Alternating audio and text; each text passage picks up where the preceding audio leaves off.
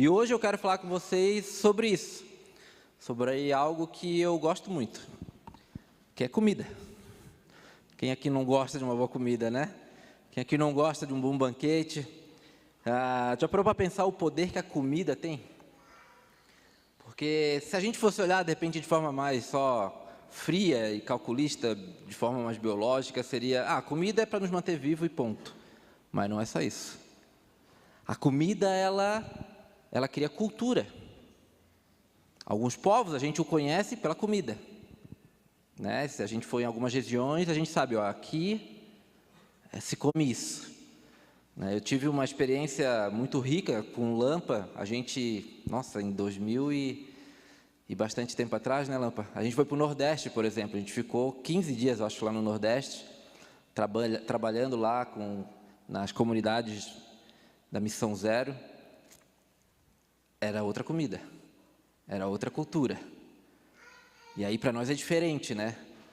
De repente eu chego lá e vocês vão comer uma boa buchada. Nós, eita coisa! E de repente, se tu desce para o litoral aqui, eu sou oriundo ali de Palhoça, Florianópolis, é outra coisa. E lá eles vão te oferecer um bom peixe, uma ostra, um marisco. E aí se tu vem aqui para Curitiba, né? Tens que experimentar carne de onça. Todo mundo que chega pela primeira vez pensa, esse povo come onça. O que é esse negócio? Até tu descobrir que é uma carne crua, bem temperada. A comida tem esse poder. A gente é uma igreja aqui que tem bastante gente descendente de alemão, por exemplo, também tem, né?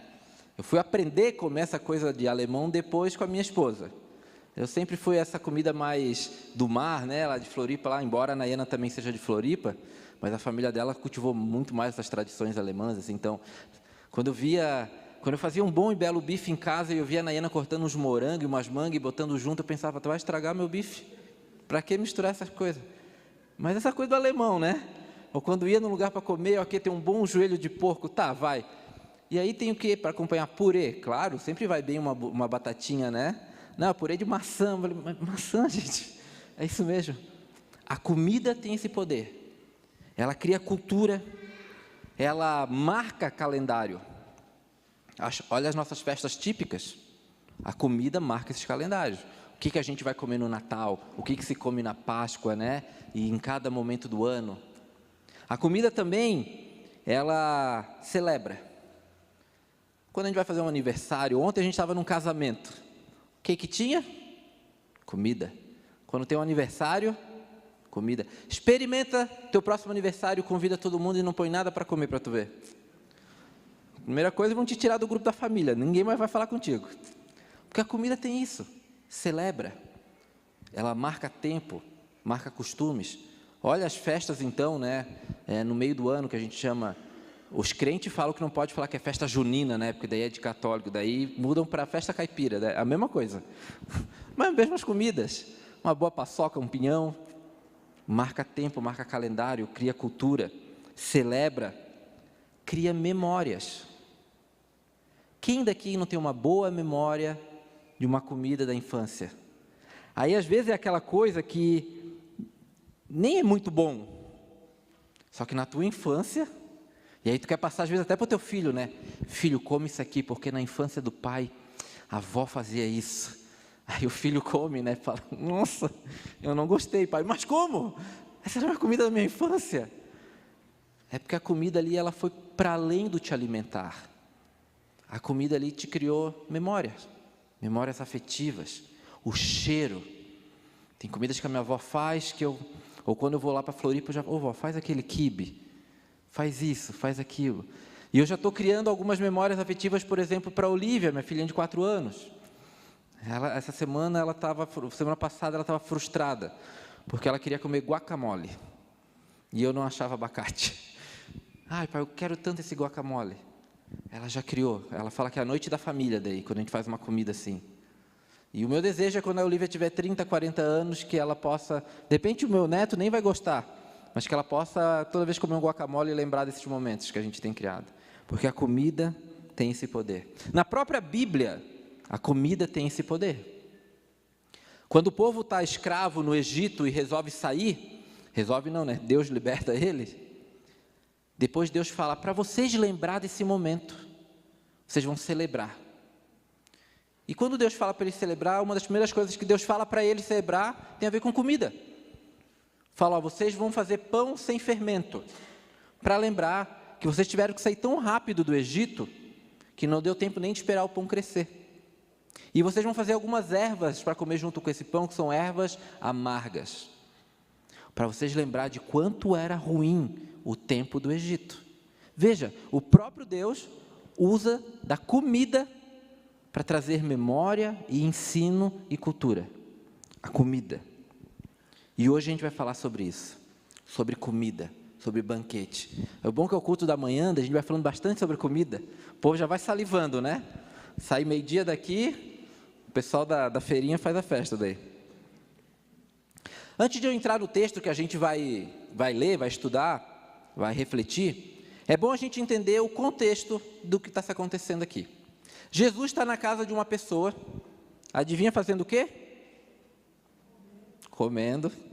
Está num banquete, sentado lá. Jesus, se tu olhar na Bíblia, volta e meia ele estava comendo, volta e meia ele estava na mesa, volta e meia ele estava celebrando, e ele está nesse momento aqui, está comendo com o pessoal, e ele está na casa de um cara que a gente chama de fariseu. Aqui vale um parênteses, volta e meia vocês escutam nas pregações, né, ou em estudos bíblicos, um fariseu. De repente, na nossa sociedade, às vezes, até usado isso como algo pejorativo, né? Isso aí é um fariseu, é um falso. Mas é bom a gente entender de onde vem isso também, né? Na época de Cristo, existiam algumas seitas, alguns grupos judaicos. E esses grupos judaicos, eles se identificavam por algum tipo de comportamento. O fariseu era um deles. O fariseu era esse grupo judaico que prezava pela pureza sacerdotal. E como é que ele tinha isso? Ele tinha isso através do cumprimento da lei. Ele fazia tudo certinho. Se a lei falou, não pode fugir. E eles adoravam a lei por causa disso. Existiam outros grupos, existiam os saduceus, por exemplo, que era o alto escalão da sociedade. Era um grupo religioso judaico com grande poder de influência política, com grande poder também de aquisição econômico. E também tinha os zelotas. Os zelotas já eram um público mais faca na bota, como a gente fala. Era um público revolucionário. Eles queriam criar uma rebelião entre o povo judaico e os romanos. Eles queriam guerra. E tinha os essênios. Aqui eu estou botando 4 grupos, existiam outros. Os essênios eram um grupo que vivia no deserto. Eram os pais do deserto. Eles viviam na espiritualidade do deserto. Eles entendiam que o silêncio do deserto era o local para ele estar, para que o espírito pudesse ser elevado. Vejam, várias frentes diferentes, vários objetivos diferentes. Mas Jesus, nesse contexto, ele está na casa de um fariseu. Esse cara que cumpria a lei certinha. E uma das leis era, sábado não pode fazer nada. Era o Shabá. Tu tinha que preservar o sábado. Pouco provocativo, Jesus chega para eles, então, está ali comendo com eles e fala assim, e aí? Sábado, então, não pode fazer nada mesmo? Pô, Jesus era um judeu por cultura também, ele sabia que pela lei, eles iam falar para ele, não, claro que não pode. E aí tinha um cara ali, que era um enfermo. E aí Jesus pergunta para eles, e sábado, pode ou não pode fazer alguma coisa? Daí os caras, poder não pode, né? Daí eles meio que não respondem para Jesus. Jesus, então tá bom, pode ou não pode? Traz aqui o enfermo, está curado, pode ir. Isso era um escândalo, não podia curar no sábado. Jesus ousado, né? Sentado na mesa do fariseu e ainda curando no sábado. E aí Jesus ali, no meio do banquete, ele começa a ensinar. Olhando para a comida, ele começa a ensinar. Vejam, Jesus está comendo e faz da comida uma metáfora. E Jesus ali começa a falar para eles coisas do tipo assim, o dia que vocês forem fazer um banquete na casa de vocês, não convidem os ricos e os poderosos, de forma que depois vocês vão receber algo em troca, ser convidados por eles. O dia que vocês forem fazer um banquete, convida os pobres. Convida aqueles que têm algum tipo de deficiência física. Convida as viúvas. Porque esse grupo de pessoa não tinha na época influência nenhuma na sociedade, eles eram excluídos. É isso que Jesus estava falando para eles: convidem os excluídos, porque eles não vão dar nada em troca para vocês. Mas aí é o verdadeiro banquete, quando você faz sem esperar nada em troca. Dito isso, quando Jesus fala isso para ele, aí a gente vai entrar no nosso texto, nesse contexto de banquete. Lucas 14, a gente vai ler a partir do 15. Vai ser projetado aqui na frente também, na NVI, nessa versão de tradução. Lucas 14, a partir do versículo 15. Então, dito isso, Jesus, explicando para eles, explicando todas essas coisas, daquelas pessoas que estava ali na frente, fala o seguinte, versículo 15, feliz será aquele que comer no banquete do reino de Deus. E aí Jesus responde para ele, com uma parábola. Certo homem estava preparando um grande banquete e convidou muitas pessoas. Na hora de começar, enviou seu servo para dizer aos que haviam sido convidados, venham, pois está tudo pronto. Mas eles começaram um por um a apresentar desculpas. O primeiro disse, acabei de comprar uma propriedade e preciso ir vê-la, por isso, desculpe-me. O outro disse, acabei de comprar 5 juntas de boi e estou indo experimentá-las, por isso, desculpe. Ainda outro disse, acabo de me casar, por isso não posso ir. O servo voltou e revelou isso ao seu senhor. Então o dono da casa irou-se e ordenou ao servo, vá rapidamente para a rua e becos da cidade e traga os pobres, os aleijados, os cegos, os mancos. Disse o servo, o que o Senhor ordenou foi feito, e ainda há lugar. Então o Senhor disse, vá pelos caminhos e valados e obrigue-os a entrar, para que a minha casa fique cheia. Eu lhes digo, nenhum daqueles que foram convidados provará do meu banquete. Nenhum daqueles que foi convidado provará do meu banquete. Aqui a gente tem algumas questões culturais que é importante, e algumas questões também de profecia que é importante. Ele começa no texto falando que esse senhor do banquete convidou muitas pessoas. Para a gente já ficar tudo na mesma página, esse banquete que Jesus está falando aqui é o reino de Deus. O servo que foi convidar o pessoal é o próprio Cristo, o servo obediente. E o Senhor do banquete é o próprio Deus. E ele começa falando que convidou muitas pessoas. Se a gente voltar, não precisa abrir, eu já estou com ela aqui, mas se a gente voltar, por exemplo, em Lucas 13, um capítulo antes, ele está falando sobre banquete também. E ele está falando sobre esse banquete que é o reino de Deus. Mas, afinal de contas, muitas pessoas são convidadas para esse banquete que é o reino de Deus?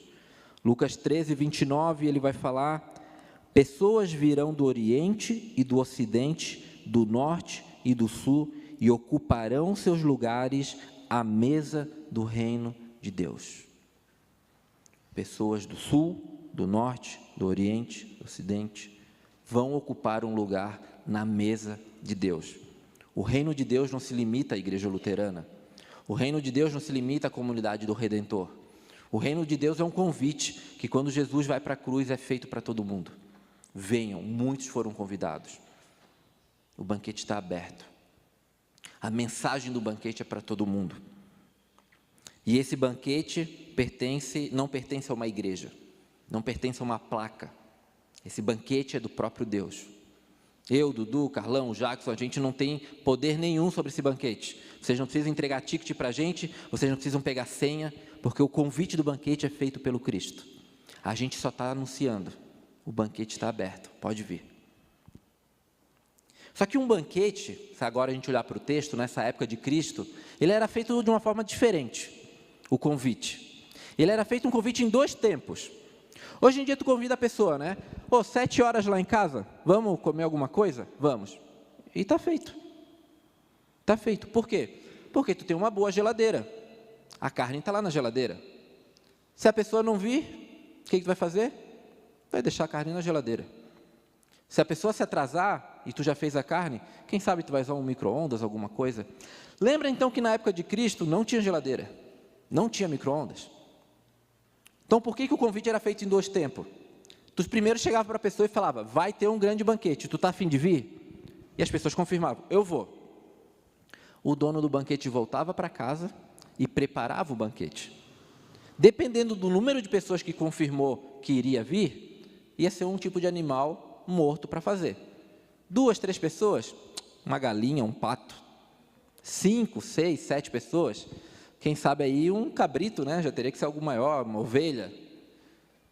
10, 15, 20 pessoas, vai ter um boizinho. Depois que a pessoa então viu, tantas pessoas confirmaram, vai ser um boi que a gente vai matar, começava a preparar.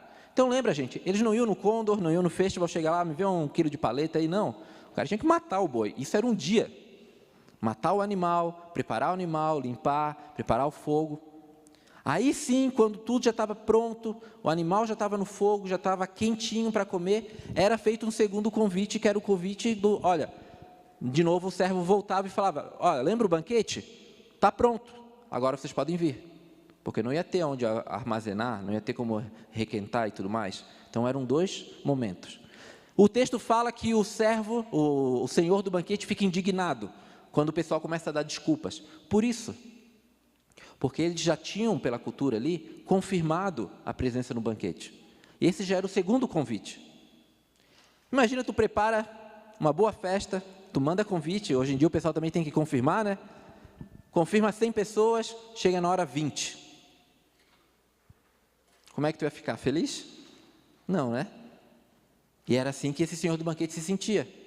Por confirmaram e de repente começa a vir um monte de desculpa. E essas desculpas, elas não têm fundamento nenhum. O primeiro vai falar assim, ó, então, seguinte, eu comprei uma propriedade e estou indo ver, então não vai dar para eu estar no banquete. Ninguém nessa época comprava uma propriedade sem ter visto antes. Lembrando que era um tempo onde a terra ser fértil era primordial. Não comprava um terreno só pelo terreno, precisava cultivar. Então a pessoa ia ver, é perto de rio? Se é perto de rio é fértil. Se não é, o que dá para fazer? Então quando a pessoa ali fala, eu comprei um terreno e estou indo ver. Não, essa desculpa, até hoje, né? Quem é que compra um terreno sem ir ver o terreno? A não ser que tu é um investidor, tem bastante dinheiro, sei lá. Mas eu, pelo menos, quando eu fui comprar o meu apartamento, eu não vi só ele, né? A gente vê um monte. E ali ele dá essa desculpa. Aí tem outro também que vai falar, então, eu comprei uma junta de boi para arar a terra e eu estou indo lá ver. Não, porque nos mercados lá, isso você via na hora. Era vendido na rua. Tá, a junta de boi, está funcionando? Ah, funcionou, beleza, então eu vou comprar. Então era uma desculpa também que não colava.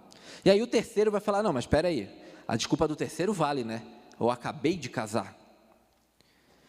Cara, quem é que decide do dia para a noite casar com festa e tudo? Esse cara que acabou de casar, então ele já sabia que ia casar, no mínimo, com algum tempo de antecedência. Como é que ele me confirma o convite antes do banquete, no mesmo dia do casamento? Então são desculpas aqui no caso do texto que não cola muito. Não cola muito. Entre linhas aqui o que Jesus está falando é o seguinte, pessoal. Deus preparou um banquete. E eu, Jesus, estou vindo convidar vocês. E o banquete está pronto. E aí a pergunta vem para os nossos tempos. Vem para o dia de hoje. Aqui da comunidade do Redentor.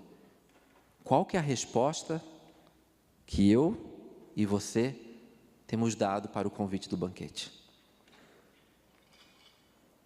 A gente cantou muito sobre isso, né? Esse Deus na cruz que morreu por mim e por você. Esse é o convite do banquete. Qual que é a resposta que a gente tem dado para o Senhor do banquete? Ou, quais são as desculpas que a gente tem criado para Ele? Quais são as prioridades que a gente tem colocado na frente dEle? Percebam que todas essas desculpas, embora meio esfarrapadas, não são aquilo que a gente considera, isso é pecado. Né? Um é sobre terreno, o outro é sobre negócio, o outro é sobre casamento. É que o reino de Deus tem uma coisa. que é uma questão de prioridade. O Deus do banquete, o Senhor do banquete, Ele pede da gente prioridade no banquete. Nossa, Dudu, mas tem que priorizar Deus, a minha própria família?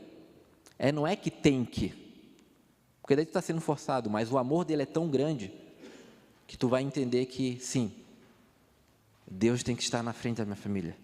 Porque quando Deus está à frente da minha família, e eu estou nele, a minha família é abençoada. Quando Deus está à frente do meu trabalho, e eu estou nele, o meu trabalho é abençoado. Quando Deus está à frente de qualquer outra coisa na minha vida, e eu estou em Deus, o restante é abençoado. Por isso, Deus do banquete pede essa prioridade. Mas outras perguntas que a gente pode fazer, mas afinal de contas, então, se esse é o convite, e esse convite vale para mim, vale para você, aonde é que está esse reino? E cadê esse convite mesmo, Dudu? E o reino vai ser aonde? Já é aqui? Vai descer alguma coisa do céu? A gente vai ser enviado para esse reino? Bom, a verdade é que essas perguntas já eram feitas por um cara que tinha respostas bem melhor do que eu, que era o próprio Cristo. E uma vez indagado sobre essa questão também de reino de Deus, Lucas 17, 20, olha a resposta que Jesus dá. Certa vez, tendo sido interrogado pelos fariseus, o mesmo grupo religioso, sobre quando viria o reino de Deus, Jesus responde: o reino de Deus não vem de modo visível, nem se dirá, aqui está ele, ou lá está, porque o reino de Deus está entre vocês. Se você está esperando olhar pela janela e ver o reino de Deus, você nunca vai ver, porque o reino de Deus está entre vocês. O que Jesus está falando aqui para eles é o seguinte: eu sou o reino. O reino se dá quando o rei desse reino está presente. Jesus é o rei desse reino. Onde temos sinais do reino de Deus, então, Dudu? Onde a presença de Cristo é real. E se Cristo está entre nós, aqui já podemos sentir sinais desse reino. Não é algo que está por vir. Vai vir um dia, de forma plena e completa, mas aqui já podemos experimentar. Porque o rei desse reino já se faz presente. Quando a gente recebe um convite de casamento, tem um textinho, né? Fulano de tal convida você para não sei o quê, não sei o quê, não sei o quê. É assim ou não é, né? Esse reino também tem um texto. Esse reino também tem um convite. Esse convite, ele fica lá em Marcos 15, quando o próprio Cristo fala: o reino de Deus está próximo. Arrependam-se e creiam nas boas notícias. Esse é o convite desse banquete, da entrada desse reino. Ele já está próximo. E como é que é a entrada nele? Arrependam-se. Se arrepender, eu já falei isso aqui várias vezes, não é ficar com sentimento de remorso. Arrependimento não é remorso. Remorso é quando tu faz alguma coisa errada, olha para trás e fica ali remoendo. Arrependimento é quando tu faz uma coisa errada, olha para frente e fala: não vou mais repetir isso. A partir de agora, uma nova postura, uma nova vida. É isso que Cristo espera de mim e de você. Não que a gente fique olhando os erros e fique ali remoendo, mas entenda que Ele perdoou tudo isso e a partir de agora é nova postura. Arrependimento é diferente de remorso. Cristo pede da gente arrependimento, nova postura para essa entrada no reino, porque o reino está próximo, o reino e o banquete já está servido. Já é real. E eu não sei vocês, mas quando eu vou num banquete, o banquete tem muita coisa, né? Tu chega, o lugar está bem decorado, né? Tem flores, é bonito, uma boa mesa posta, uma boa cadeira, confortável. Tem um cheiro, o próprio cheiro da comida por vezes, tem velas. Mas o que é o principal num banquete? Vão ter companhias, né? Pessoas, boa fala, boa. Mas o que é o principal num banquete? O que é? O que vocês acham que é o principal de um banquete? Comida, né? Se tiver tudo isso aí, tu sentar, a comida tiver sem sal, e te perguntar: e aí, foi bom o jantar? Tu vai falar: então. Estava até bonito, estava até cheiroso, mas não tinha gosto. Ou se tiver muito sal, ou se tiver queimado, vai falar, não estava bom. Mas agora, supor que você vai num lugar muito simples, aquelas cadeirinhas de vime, aqueles pratinhos, de repente, de plástico, e é colocado uma boa comida, e você come. E vão te perguntar, como é que foi o jantar? Como é que foi o banquete? O que tu vai falar? Estava maravilhoso. Que sabor, que comida. Porque o principal do banquete é o sabor da comida. E aí eu pergunto para vocês, tá bom? E qual que é o sabor do reino de Deus, então? Se o principal do banquete é o sabor, e o reino de Deus aqui nessa metáfora é um grande banquete, qual é o sabor do reino de Deus? Quem aqui já comeu berbigão? Aí, ó, devemos estar em quase 200 pessoas, 5. Quem aqui nem sabe o que é berbigão? Meu Deus, que povo sem cultura, como pode isso? Querem ficar comendo carne de onça, barreado? Berbigão, gente, é um molusco que dá numa casca branquinha, desse tamanho mais ou menos a casca, e ele tem tipo uma amêndoa dentro que a textura lembra ostra, a coisa é um molusco, meio mole assim, e aí tu pega na areia, diferente da ostra que dá na pedra, na praia, tu pega na areia, tu cava, peneira e pega na areia, aí tu vai abrindo casca por casca. O meu pai, inclusive, ele fazia isso na adolescência para botar mais renda em casa. A casca é calcário puro, eles vendiam para empresas que faziam cal, triturava e virava cal. E a amêndoa se vendia no mercado público de Florianópolis.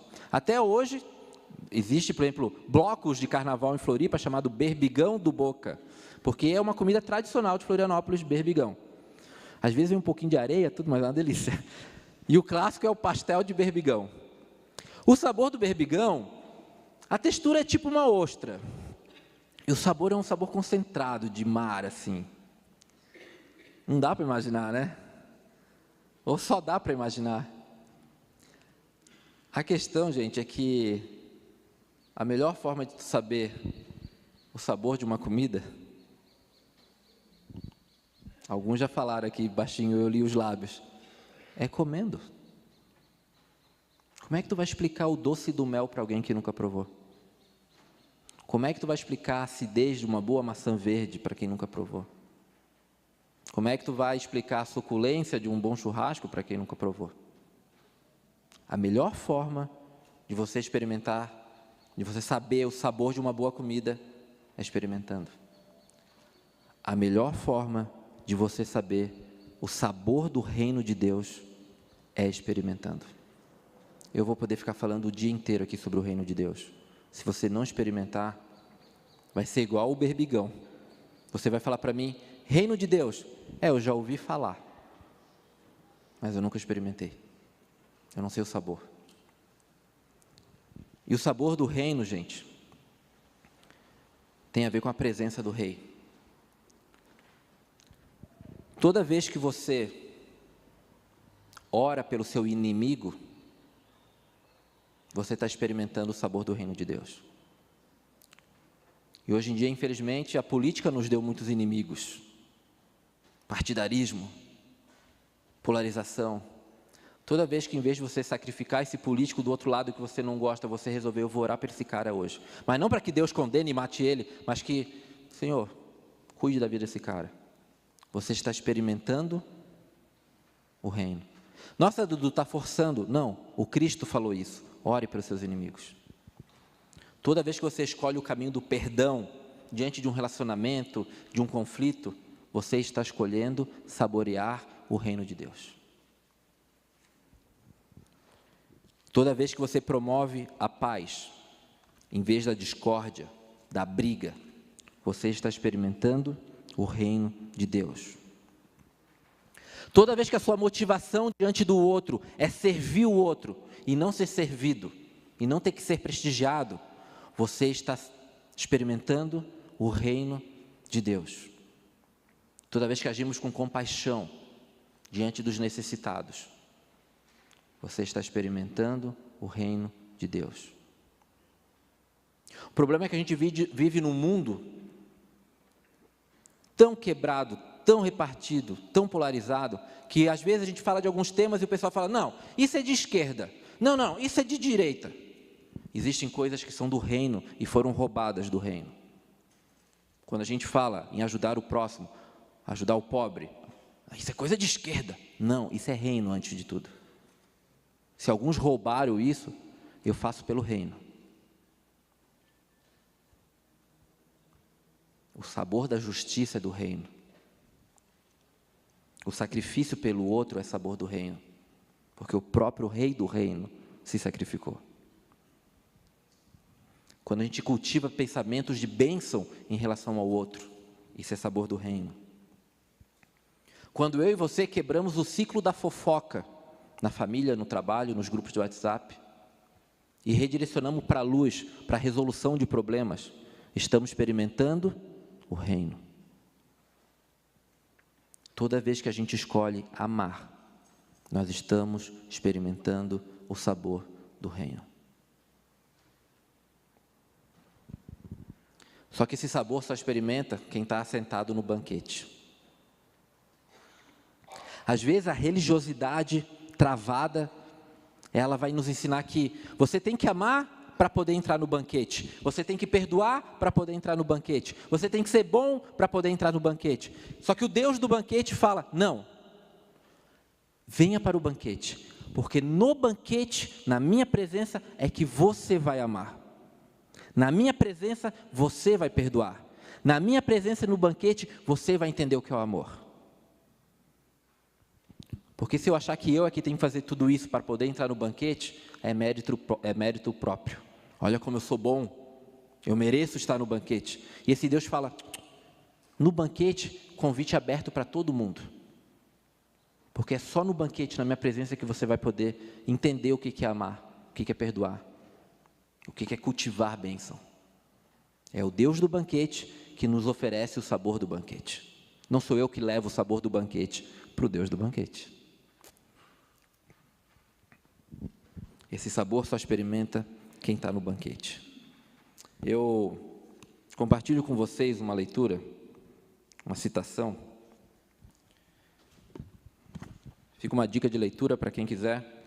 O Deus Pródigo, de Timothy Keller. Ele fala sobre a parábola do filho pródigo, né? E, se vocês lembrar, a parábola do filho pródigo, ela termina como? Num banquete. E Timothy Keller vai falar sobre o experimentar o banquete, o sabor do banquete, o gosto desse banquete.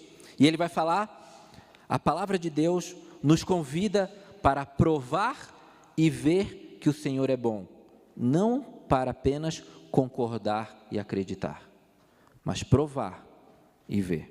E aí ele vai citar outro teólogo e ele fala o seguinte: há uma diferença entre acreditar que Deus é divino e gracioso e ter uma nova compreensão dentro do coração da afabilidade e da beleza dessa graça e dessa divindade. A diferença entre acreditar que Deus é gracioso e experimentar a graciosidade de Deus é semelhante à diferença entre a crença racional do que o mel é doce e ter a noção ao experimentar a doçura do mel. A diferença entre acreditar que Deus é gracioso e sim experimentar da sua graça é semelhante à diferença entre crer que o mel é doce e experimentar a doçura do mel. Em vez de apenas acreditar que Ele é amoroso, podemos experimentar essa realidade, a beleza e o poder de seu amor. O amor dele pode ser ainda mais real para você do que o amor de qualquer pessoa. Mas para isso precisamos experimentar. O banquete está colocado, a mesa está pronta, está preparada. O primeiro convite já foi feito. E vai vir o segundo convite. O dia que ele falar, gente, venham porque agora esse banquete vai ser eterno. Venham porque agora a gente vai viver para sempre aos pés desse banquete, na presença desse Deus. Mas agora a gente já pode experimentar do banquete. E o convite já está sendo feito, desde que aquele Cristo morreu e ressuscitou. E um dia, nesse banquete completo, ele será mais ou menos assim. Isso aqui é a visão que João teve em Apocalipse. Depois disso, ouviu nos céus algo semelhante à voz de uma grande multidão que exclamava: Aleluia! A salvação, a glória e o poder pertencem ao nosso Deus, pois verdadeiros e justos são os seus juízos.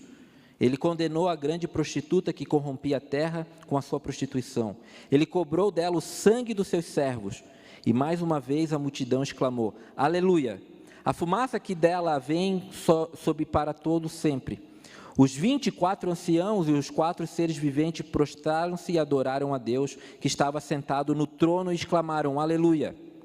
Então veio do trono uma voz conclamando: Louvem o nosso Deus, todos vocês, seus servos, vocês que o temem, tanto pequenos como grandes. Então ouvi algo semelhante ao som de uma grande multidão, como o estrondo de muitas águas e fortes trovões, que bradava: Aleluia! Pois reina o Senhor, o nosso Deus, o Todo-Poderoso. Regozijemo-nos, vamos alegrar-nos e dar-lhe graça, pois chegou a hora do casamento do Cordeiro. O Cordeiro aqui é Cristo. E a sua noiva já se aprontou. A noiva é a igreja. Para vestir-se, foi-lhe dado linho fino, brilhante e puro. O linho fino são os atos de justiça dos santos. E o anjo me disse: Escreva: Felizes os convidados para o banquete do casamento do Cordeiro. E ainda acrescentou: Estas são as palavras verdadeiras de Deus. Esse é o resumo de tudo. O Cordeiro, o próprio Cristo, vai se casar com a igreja, que somos nós. E a grande celebração se dará num grande banquete. E está tudo pronto. Amém? Queria te convidar a baixar a cabeça. Que você tire esse tempo de reflexão. Qual tem sido a tua resposta para esse banquete? Quanto você tem vivido e experimentado o reino de Deus na tua vida aqui e agora?